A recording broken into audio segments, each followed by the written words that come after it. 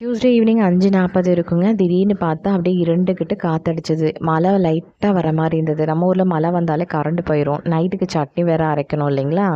அதனால கடகடான்னு வந்து சாமியை கும்பிட்டுட்டு சட்னி அரைக்கலான்னு நினச்சேன். சாமி கும்பிட்டு போகிறதுக்குள்ளே மழை தூறலும் நின்று போச்சு, காற்றும் நின்று போச்சு. இருந்தாலும் நம்ம கடமையை செஞ்சுருவோம்ட்டு இட்லி நிறையா இருந்தது. அதை ஒதுத்துட்டு வானலில் கொஞ்சம் எண்ணெய், கடுகு, உளுந்து, கருவேப்பிலை, கடலைப்பருப்பு, காஞ்ச மிளகாய் இதை நல்லா பொன்னிறமாக வறுத்துட்டு 2 பெரிய வெங்காயம் பொடிசாக கட் பண்ணி உப்பு சேர்த்து ஒரு 3-4 நிமிஷம் அதையும் வதக்குங்க.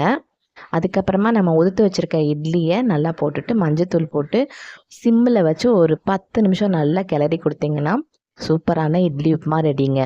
இதோட வெங்காயம், பொட்டுக்கடலை, பச்சை மிளகாய் வச்சு சட்னி கொஞ்சம் போல் அரைச்சிட்டு மதியானம் வச்ச குருமா வேறு இருந்தது. அதனால் கொஞ்சமாக சட்னி அரைச்சிட்டு அப்படியே பாலை காய்ச்சி எனக்கு ஒரு காஃபியை போட்டு 6:30க்கெலாம் நைட் டிஃபனை முடிச்சிட்டேங்க.